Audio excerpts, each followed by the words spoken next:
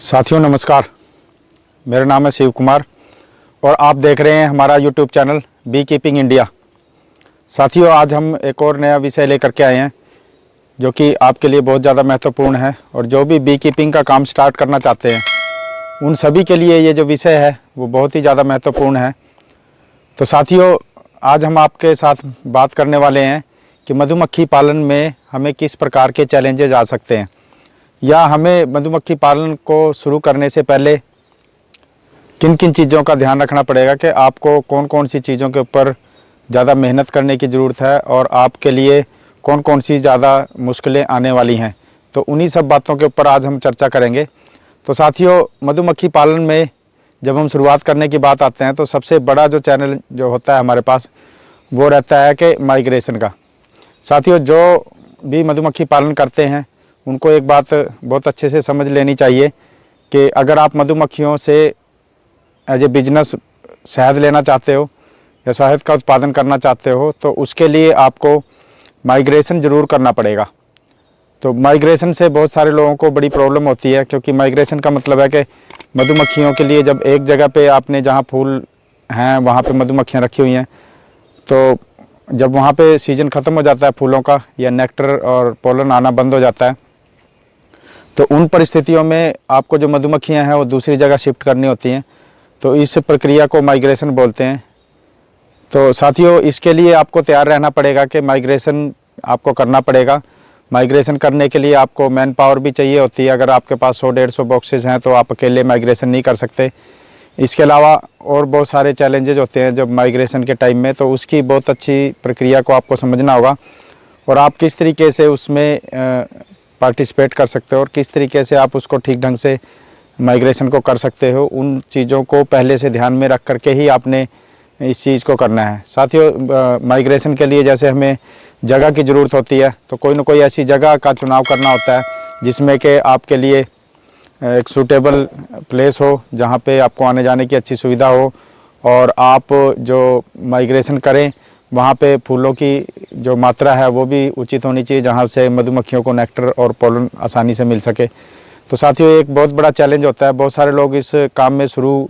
तो हो जाते हैं लेकिन उनको लगता है कि बड़ी आसानी से हो जाएगा और कई लोग इस चीज़ को पूरा नहीं कर पाते हैं, माइग्रेशन को नहीं कर पाते हैं। तो उनको लगता है कि मधुमक्खी का जो पालन का जो व्यवसाय है वो इतना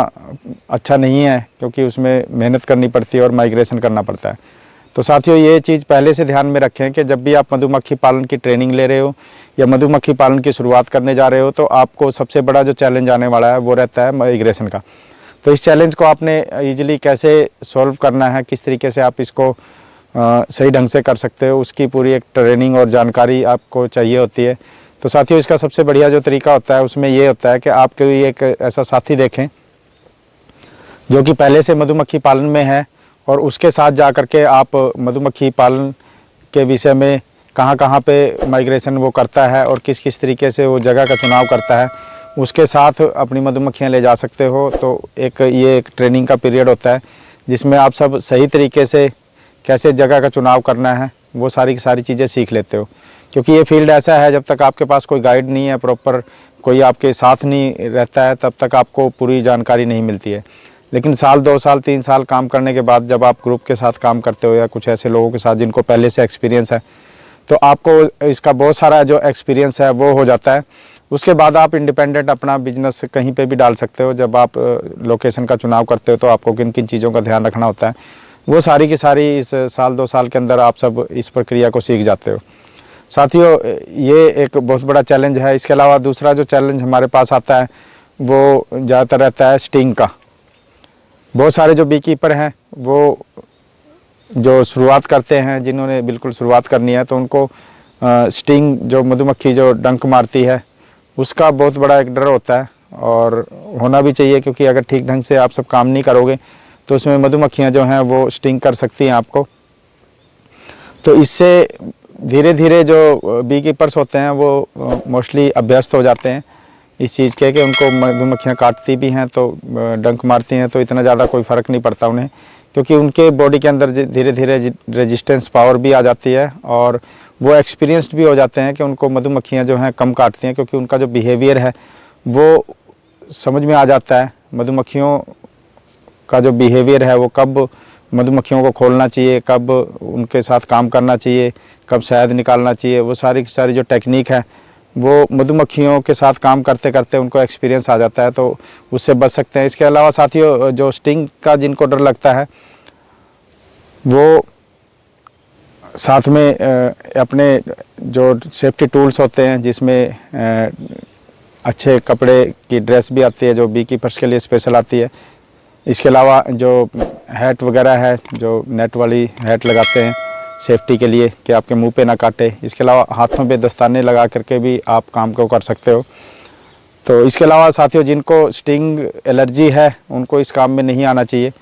या अगर आए भी तो वो बहुत अच्छे तरीके से अपने आप को कवर करके ही इस काम को करें। तो साथियों, ये भी एक चैलेंज बना रहता है कि मधुमक्खी पालन करते समय जो स्टिंग का है, शुरुआती लोगों को बहुत फियर रहता है इस बात का। बट धीरे धीरे जैसे जैसे आप सब काम को करोगे तो आपकी वो सारी जो समस्याएं हैं वो आपको समझ में आने लगेंगी कि इसमें क्या क्या समस्याएं आती हैं। साथियों, एक और जो बहुत बड़ी समस्या आती है इसमें मधुमक्खी पालन में, वो होती है कि हनी को बेचने की। साथियों, बहुत सारे जो बी कीपर्स हैं जब इनिशियली शुरुआत करते हैं तो उनका एक ही क्वेश्चन होता है कि हम अपने शहद को बेचेंगे कहाँ पे, हमारे लिए क्या क्या चैलेंजेस आ सकते हैं बेचते हुए। तो साथियों, ये भी एक बहुत बड़ी समस्या होती है कि जब आप शुरुआत करते हो इस बिज़नेस में,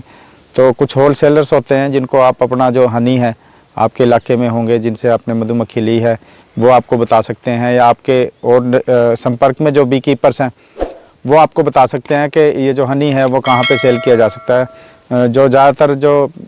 साधन होते हैं, एक तो होलसेलर के पास आप अपना जो शहद है वो बेच सकते हो, जो कि बल्क में शहद इकट्ठा करते हैं और आगे बड़ी बड़ी कंपनियों को सप्लाई करते हैं।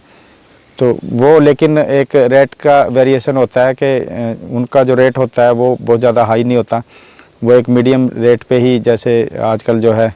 140, 130 या 100 के आसपास जो रेट रहता है शहद का, उसके अकॉर्डिंग लेते हैं। लेकिन ये सीज़न पे डिपेंड करता है कि हर साल इनके अलग रेट होते हैं, तो ये कोई फिक्स नहीं होता। लेकिन जो मार्केट का रेट है अगर आपने वो लेना है तो साथियों, उसके लिए आपको जो शहद है उसकी अगर आप खुद मार्केट बनाते हो तो आपको वही जो 125-150 रुपये में जो शहद होलसेल में आप दे रहे हो, तो वही जो शहद है लगभग आपका जो मुनाफा है वो डबल हो सकता है। तो इसके अलावा धीरे धीरे आप अपना ट्रेडमार्क लगा करके आप उसकी मार्केटिंग कर सकते हो। अगर आपने आगे सेल करना है तो उसमें FSSAI का आप सब जो सर्टिफिकेशन है वो ले सकते हो, जिसके बाद आपको बेचने में कोई दिक्कत नहीं आएगी। तो साथियों, इस प्रकार से ये भी एक बहुत बड़ा चैलेंज रहता है कि मार्केट को कैसे कवर किया जाए। तो इसमें आप सब रिटेलर्स जो शॉपकीपर्स होते हैं उनके पास आप रखवा सकते हो शहद, या अपने बारे में प्रचार कर सकते हो। कुछ ऐसे आउटलेट्स आप सब खोल सकते हो जगह जगह पे, जैसे शहरों के अंदर जहाँ पे आपका जो शहद की है वो सप्लाई हो सकती है। तो इस प्रकार से, क्योंकि जब आप सप्लाई करते हो तो आपको पर्सनल अपने हाथों में जितना काम लेते हो उतना ही प्रॉफिट आपका बढ़ता रहता है, क्योंकि जैसे जितना ज़्यादा आप मीडिएटर्स का इस्तेमाल करते हो उतना ही ज़्यादा आपका जो रेट है जो शहद का वो कम होता चला जाता है। तो साथियों, ये भी एक प्रकार का चैलेंज होता है। तो साथियों, एक और जो बहुत बड़ा जो चैलेंज आता है वो रहता है मैन पावर का। तो साथियों, हमारे पास जब माइग्रेशन करते हैं उस समय भी हमें मैन पावर की ज़रूरत होती है, और साथियों आपको जब हनी एक्सट्रैक्ट करते हो उस समय भी मनी पावर की ज़रूरत पड़ती है, और इसके साथ ही आपको जो मैन पावर है वो भी चाहिए, साथ में मनी पावर भी चाहिए, क्योंकि आपके पास जो फीडिंग है उसके लिए आपके पास एक्स्ट्रा कुछ मनी होनी चाहिए, जिसकी वजह से आप सब अगर बीच में आपको फीडिंग करनी है और प्रॉपर वे में अगर आप फीडिंग नहीं कर पा रहे हो,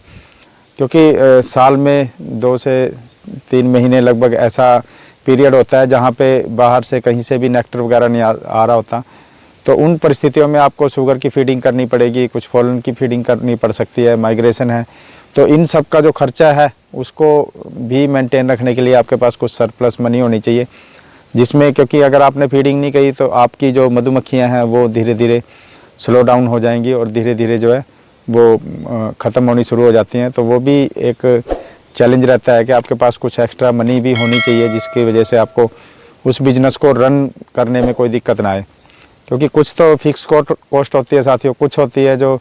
वेरिएबल कॉस्ट होती है, जिसमें आपका जो एक्सपेंसेस है वो टाइम टू टाइम होता रहता है, जिसमें फीडिंग का खर्चा हो गया, माइग्रेशन का खर्चा हो गया।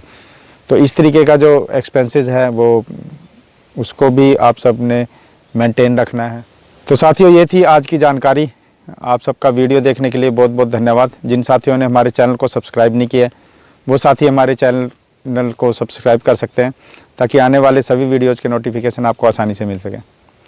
साथियों, इसी के साथ आपका बहुत बहुत धन्यवाद। Thank you very much.